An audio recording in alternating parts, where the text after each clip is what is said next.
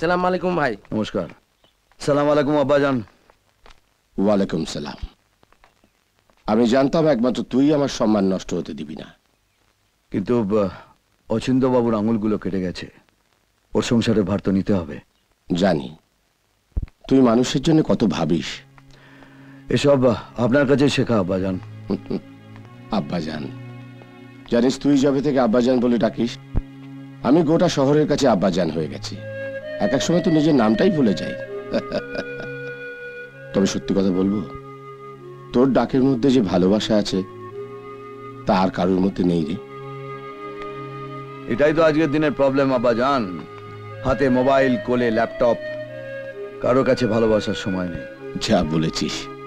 আচ্ছা শোন, আমি লক্ষ্মীকান্ত বাবুকে বলেছি অচিন্ত বাবুর জায়গায় নতুন রেভিনিউ অফিসার অ্যাপয়েন্ট করতে। নতুন অফিসার এলে কোথায় করবে আর কেন করবে সেটা বুঝিয়ে দিতে হবে।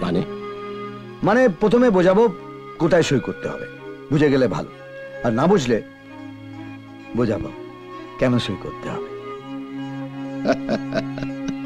আচ্ছা শোন, তোকে একটা নতুন জায়গায় যেতে হবে রহমত। কোথায়? ওই ঝুনঝুনওয়ালার অনেক দিনের ইচ্ছে নারায়ণপুরে 30 বিঘে জমির ওপর একটা রিসর্ট করবে। 28 বিঘে জমি খালি আছে, নতুন অফিসার এলে আমরা সই করিয়ে নেব। সমস্যা হচ্ছে মাঝের 2 বিঘে নিয়ে।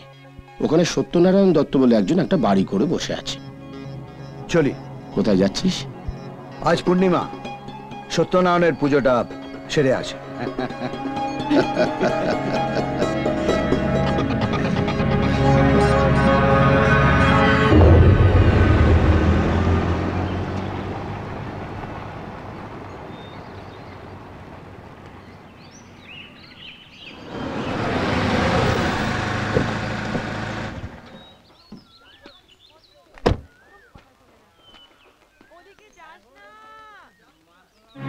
অসম্ভব, এ জমি আমি ছাড়বো না। এত বাওয়ালি করো না সত্যনারায়ণ বাবু, তাহলে আমাকে আবার অন্য সুরে কাওয়ালি গাইতে হবে। এত জমি থাকতে আমার এইটুকু জমি কেন? এটা বুঝতে পারছেন না?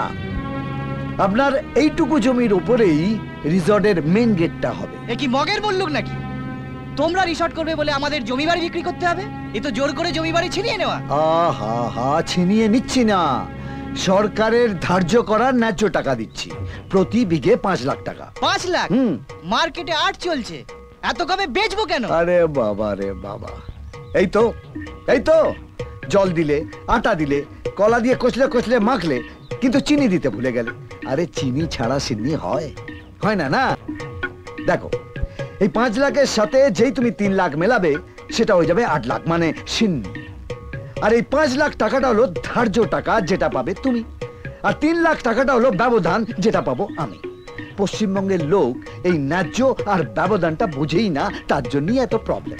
মানে হলো আপনি হলেন ন্যায্য আর আমি হলাম ব্যবধান।